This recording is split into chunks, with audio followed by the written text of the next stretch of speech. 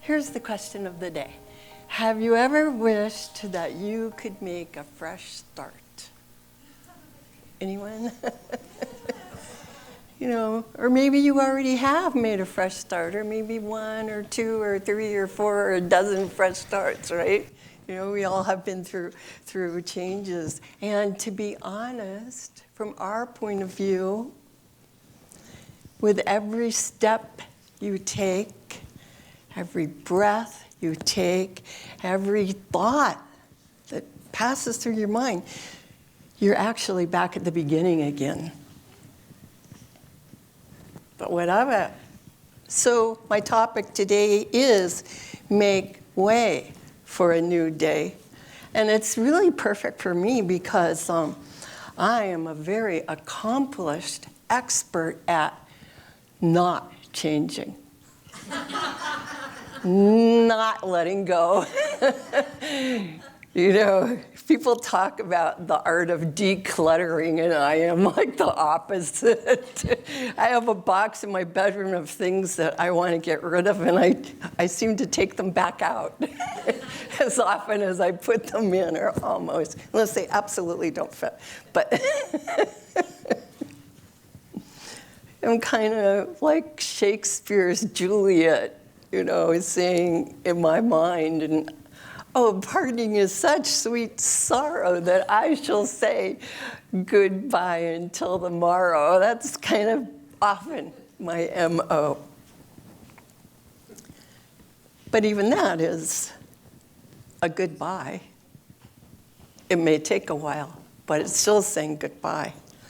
And so we don't want to put a time limit on how long it takes us to say goodbye. But the question is, why should we say goodbye to anyone or anything at all? Why not just keep on keeping on and try our best to hold on to what we've got? Or why not hold on to what we've got and then try to get some more too, right? You know, I mean, it's a little awkward if you think about it. You've got so much that you're already carrying, and grab a few more things on, you know, because as an expert in holding on, I can tell you that it can cause some problems when you're holding on to everything, and especially at the same time, you're thinking about, oh, and I want this new thing. So in the past week, I have been thinking, every time I look at our website and update it, I've been thinking, oh, we really need a new website. You know, but it's like, well, I don't really have time to deal with a new website. And even though our wonderful volunteer, Daryl over there, is like, maybe you could get a new website. I'm like, oh, yeah, but later. So this week, I broke our website. You know, so if we don't plan on change and make steps for change, change will happen, because I already had that thought planted in my mind, right? The thought was, I think we need a new updated website. I didn't take practical steps, so it just happened. Change happens whether we want it or not. You know, just think for a moment about something simple like a bodily function like breathing. You know, what happens if you hold your breath? A little breath holding can be a good thing. You can swim underwater.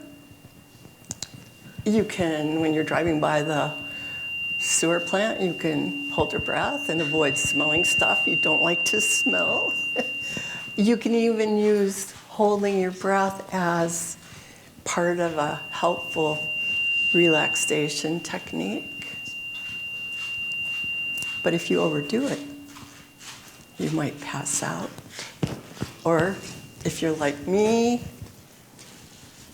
you know, you can't really hold your breath for long enough to do something like that, because nature forces you to breathe. It's natural for us to breathe. As long as we are alive, we will breathe. We must keep our breath circulating in order to live. And this is true about some other things that happen with our physical bodies. Let's take aging, for instance. And that's a good one for us to talk about because as New Thought students, we teach life is eternal. Life overall is eternal, and we also teach that our own individual life is eternal. And yet, so far, I haven't seen anyone whose body has lasted forever. Although I understand right now there are a few billionaires or centimillionaires that are working hard on trying to see if they can live forever. I read about one who's in his 40s. He's got a fortune of like $500 million, and he's decided to spend it on living forever. And so he does all these things. He's got millions of followers on social media, getting a lot of publicity. But I read one article about him, and it quoted his assistant, who is adopting some of the things that he's doing. And she said, and this is about following his blueprint of eating, sleeping in a certain way, taking 60 pills a day. She said she was doing it, but that she found she had given up all of the things that she had come to cherish in small ways about her life. What kind of a trade-off is that? So maybe, maybe some people will combat aging successfully through medicine, and I'm not going to judge their efforts to do this. But keeping our body, our physical body intact is not what we mean when we talk about life being eternal. I mean, think about it. Do you look back on your childhood and ever say to yourself, wow, I wish I had stopped at age 12? Just age 12 forever? Well, probably not. Although you may think, oh, I wish I had taken better care of my health, right? But still, you wouldn't want to stop changing altogether. Every year I learn more and more, and as time goes on, I actually can see that my mind, my brain at least, works differently than it did when I was in my 20s. Science explains that as we age, we shift from a type of fluid intelligence that helps people learn so quickly. Children can learn multiple languages so easily. But we switch to what they refer to as crystallized intelligence, which means when you're older, you don't have to figure everything out from scratch.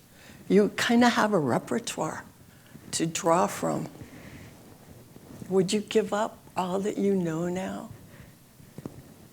in order to go back to that child mind? Well, no, I wouldn't want to, and yet I still think it's great to keep our minds flexible and be open to learning about the world. It's wonderful to live a healthy life. It's wonderful to stay active, to be well, and we support everyone in all of the efforts that you take to experience energy and wellness. But at the same time, we are more than our bodies. And is there really any reason to be afraid of getting older? Well, if your answer is yes, then it's an opportunity to break it down. What in particular are you actually afraid of? Are you afraid of getting sick, or of not having enough money, or not having enough friends? It's not necessarily getting older. It may be these other things that we have linked in our minds to aging that are not necessarily linked up at all. I know plenty of young people who are afraid of not having enough money or becoming ill. I mean, really, but we tend in our culture to make a hard and fast connection. But we can change our thoughts about that.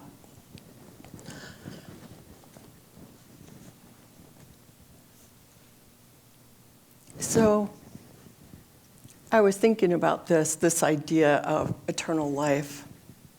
How could we describe it to ourselves or come to understand it?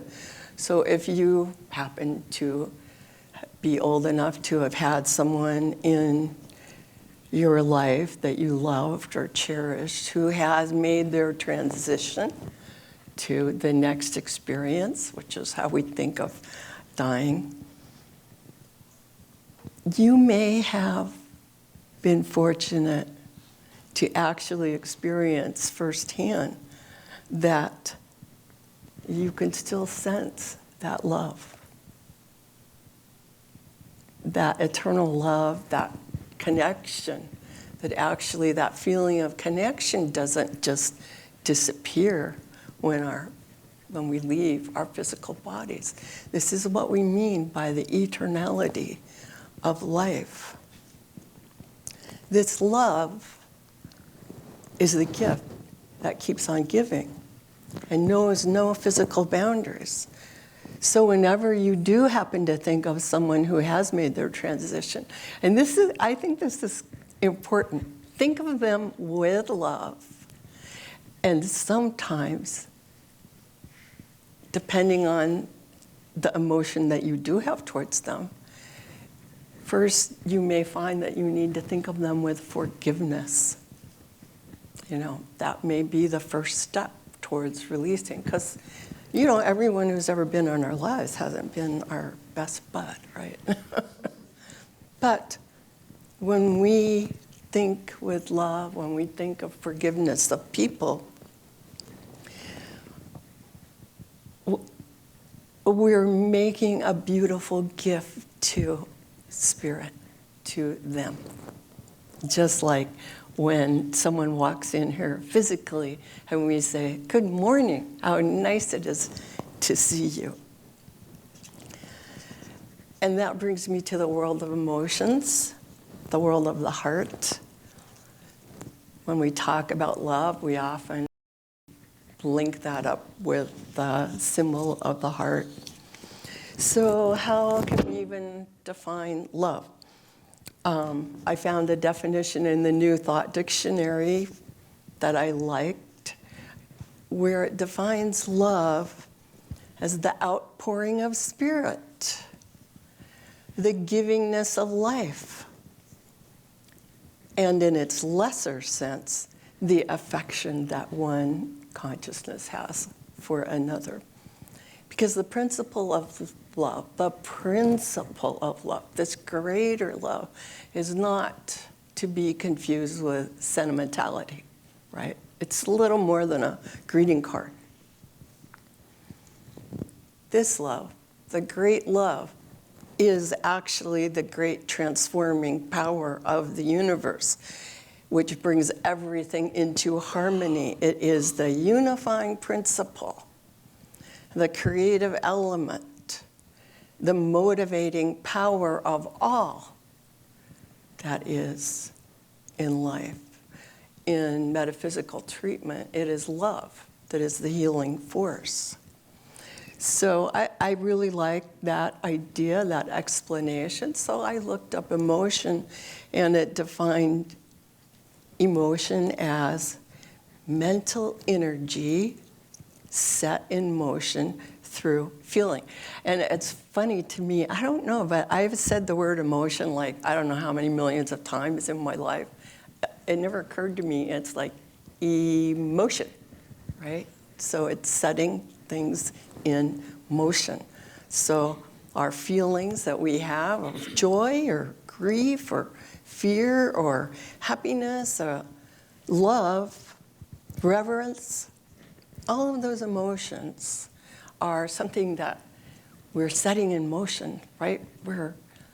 We have our consciousness, and it's kind of creates a bridge between us and another person. So in this New Thought Dictionary, it says that in the well-balanced person, emotion is controlled by the intellect. But in many people, still trying to get balanced, maybe, there's conflict between the emotion and the intellect. And emotion uncontrolled can produce chaos. If it's not expressed, it can produce confusion or conflict or different types of complexes because energy must have an outlet. So it finds an outlet. Bottled up, it creates a pressure that can actually cause, they use the word damage, but I don't like to say damage. Let's just say unwanted conditions for us that we, then need to work through in a new way. So the author of The Science of Mind, ErnestHolmes, and I think perhaps especially in his later years, referred to the underlying and all-encompassing spirit of the universe and beyond, whatever we know and don't know about. This thing that other people call God, he began to refer to it more and more simply as life, this thing called life.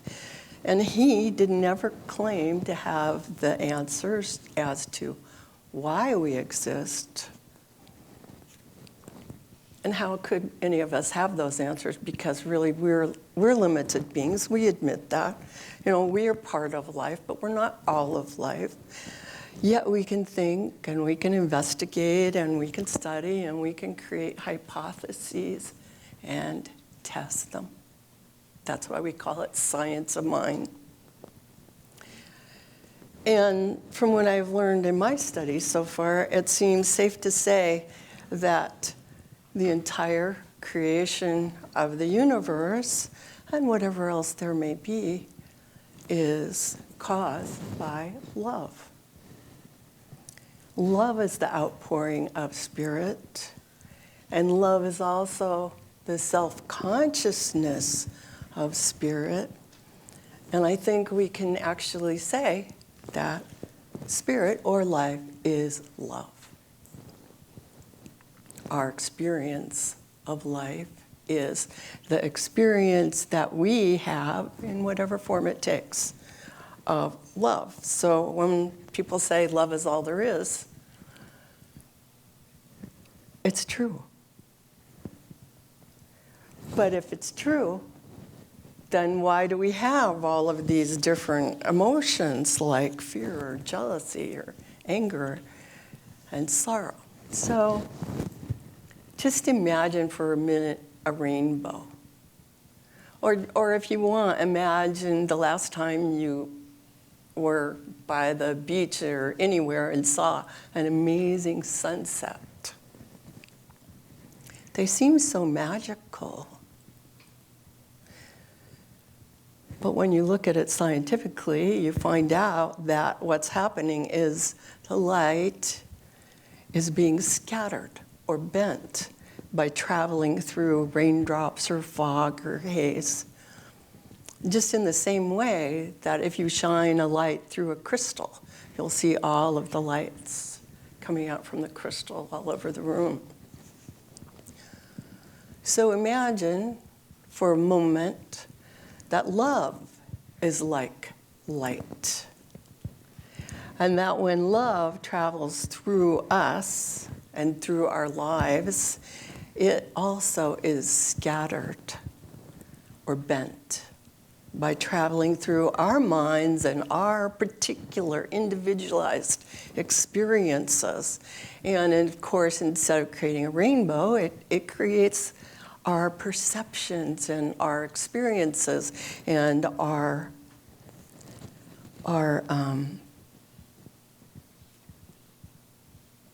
how we seem, our personalities, I guess you could say.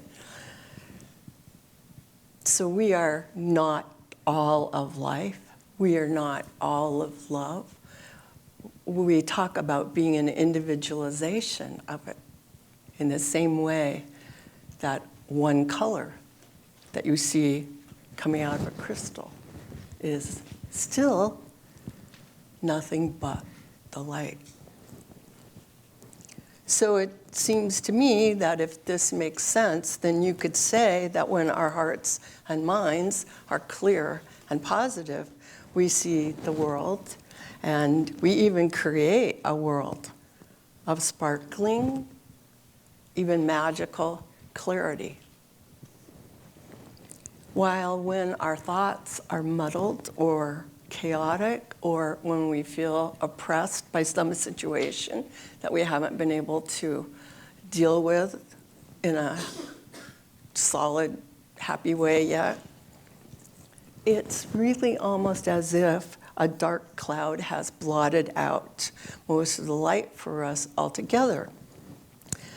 That light, which is always there, that thing that is there behind the clouds, if you think of physical light, that thing which is always available to us when we think about this divine giving us this light that is always available to us.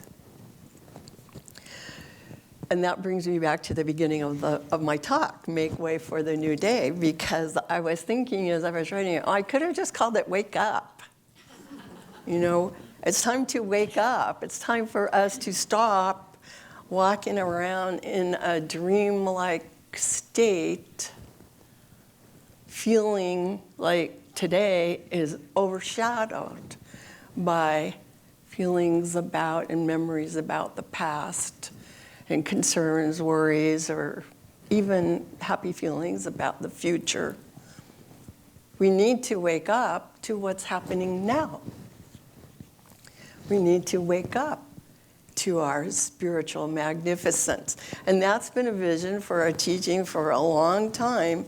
You know, we have a quote, we are awakening humanity to its spiritual magnificence. It sounds kind of bold to say such a thing, doesn't it? But that's what's happening now.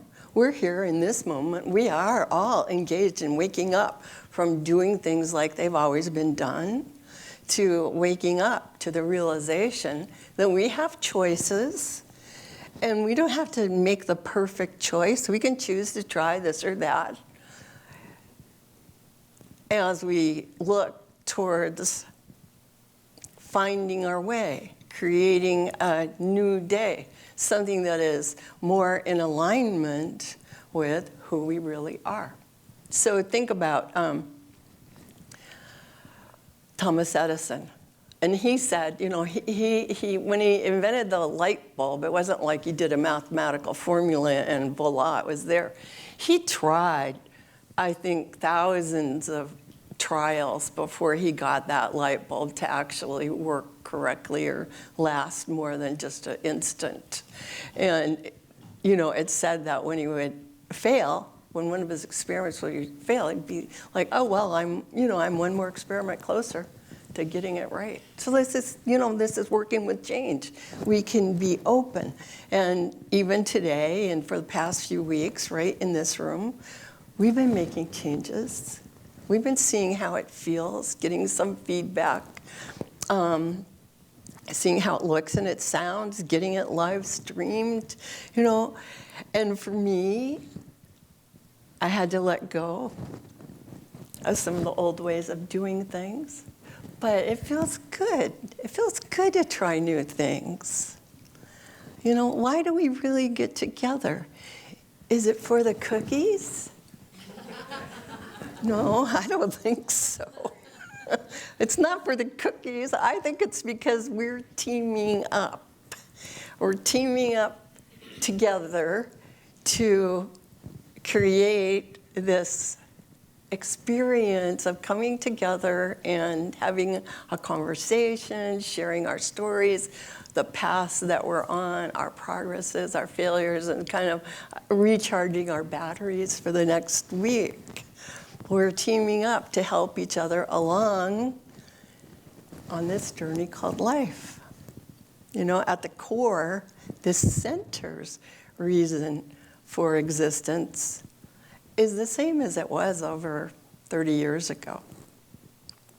The whole goal is to share this transformative teaching that has changed the lives of so many of us. I mean, I know a lot of the stories of people here, my own story. It has brought change in wonderful ways. I think that in recent years, you know, because we all have challenges, even this center has had challenges, but in recent years, let's say starting with the beginning of the pandemic, which like just was a shockwave through the world, right? And then we had a gradual reopening afterwards. Through this time, it appears, it seems, that we have been in a period of contraction. So let's call it a period of breathing out. Like an exhalation. Here in our center, it's been kind of a quiet time. A time when we have needed to care for ourselves. And our small group that has been gathering here. So I think it's a little bit,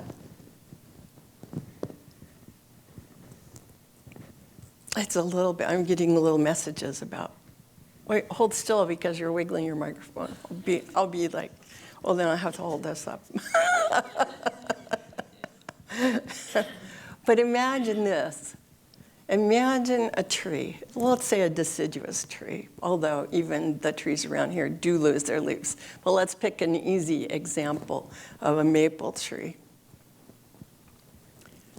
Every year, the maple tree loses its leaves, right? And then to the, passerby, you think like, oh, that poor tree, it lost all its leaves. What's happening?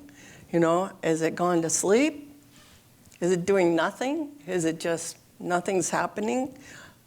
But actually, underneath the soil, big things are happening.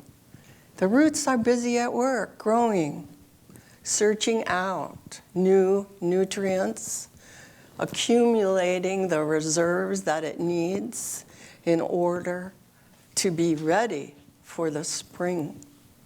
When the sap rises again and the leaves come back, the buds open, and the blossoms magically appear, healthier and hardier than before the winter ever came. It appears that the tree has woken from a sleep, but actually it was busy all along making way for its new season, its new demonstration or manifestation. So is there a lesson in that image for us? I think so. I think that now is the time for us to appear to wake up, to make way for the realization and the demonstration of who we really are and what we really want. And I'm not just talking about this group effort that we make to come together on Sundays or at other times. I'm talking about you and me in our individual lives too. And I'm thinking that what is true for us individually is true on a broader scale for the human race. I believe that as individuals in this small group and in the grander scheme, we need to stop following the pattern of letting fear drive us apart from each other. That really was exacerbated by the pandemic, don't you think? People didn't want to get germs. Well, I don't like germs either, you know. But we don't need to succumb to an irrational fear, right?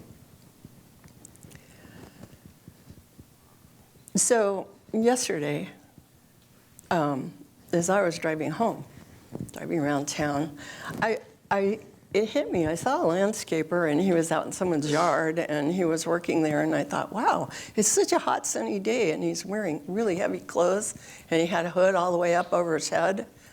And I thought, wow, is he trying to be invisible by covering up so much? Maybe, I didn't really know. Maybe he was protecting himself from the sun. And then as I was driving down El Camino Real, I saw a kind of small person walking down the street on the sidewalk, dressed in black from head to toe, and he was wearing one of those ski masks,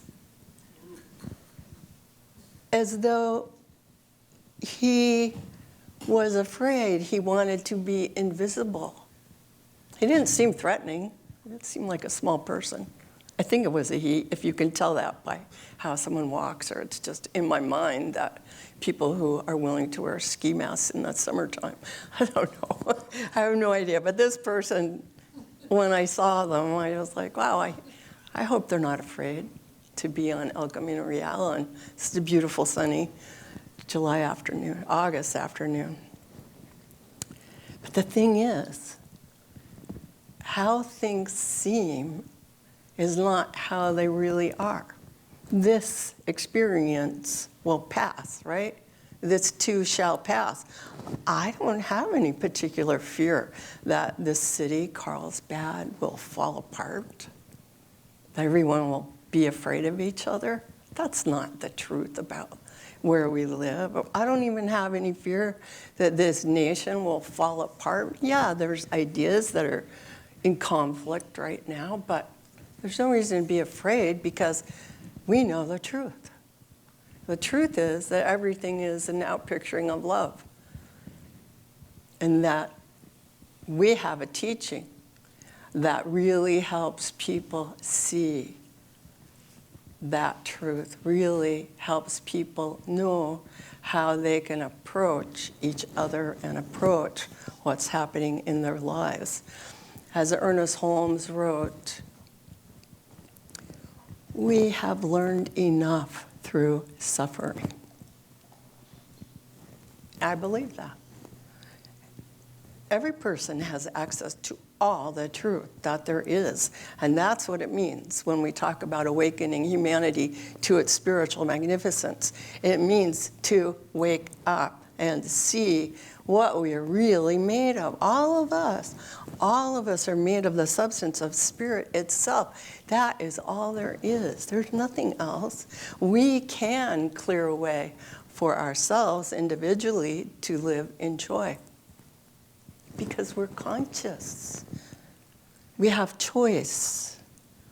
You and I don't have to wait for outside circumstances to clear up before we can achieve clarity in our own mind and emotion.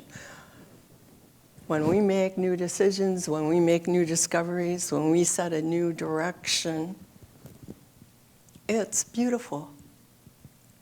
It's just like letting more and more of that light shine through our lives. When the light, and I'm talking about physical light, is unable to shine through the clouds, yeah, it's dark for a while, but then the sky clears and the sun seems like it's shining again. You know, we'll say, oh, look, the sun is out now. Well, in reality, the sun never stopped shining. Now, we may not be as powerful as the sun or the wind, but we do have an amazing gift. We are one with the power of the universe. And we humans we seem to experience life as a series of moments and events and thoughts linked together in like a string of time, right? Past, present, future. Yet, at the same time, we only live in this one moment. And we call that now. Now is where we are. We're always here and now. We're always in what you could think of as an aloha moment, really. You know, I was saying goodbye to the past, saying hello to the future. Oh, but this is my aloha moment in the now.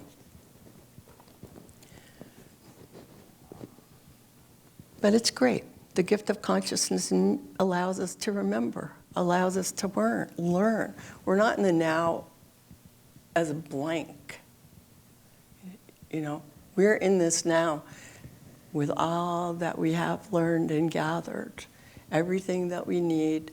This is why I believe this teaching is so important. The more we learn about how to use these principles, how to make new choices, the easier living in the now becomes.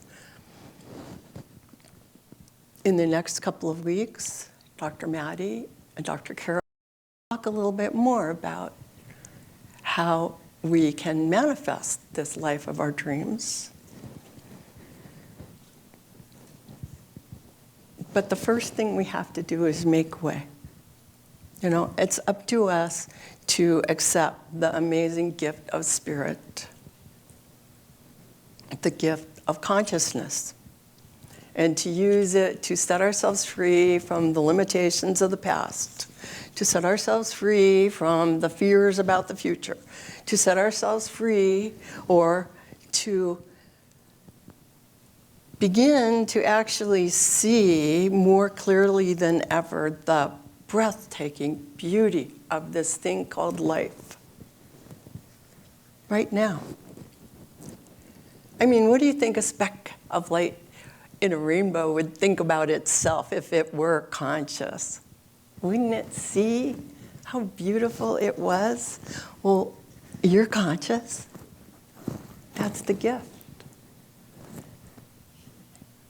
See yourself. It's like the song that Andrea sang. See yourself as worthy, beautiful. That's the truth. When we wake up to the truth about ourselves and the world and each other, we actually are like a light to the world.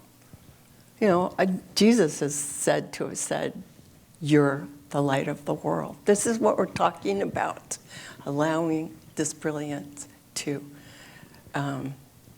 shine forth, be ourselves, allow ourselves to be who we really are. So that's the word of the day, is let the light of love shine through your life, through you, as you, for you. Let love surround you, because love is all there is, and here you are. So let's make way for the new day. Thank you.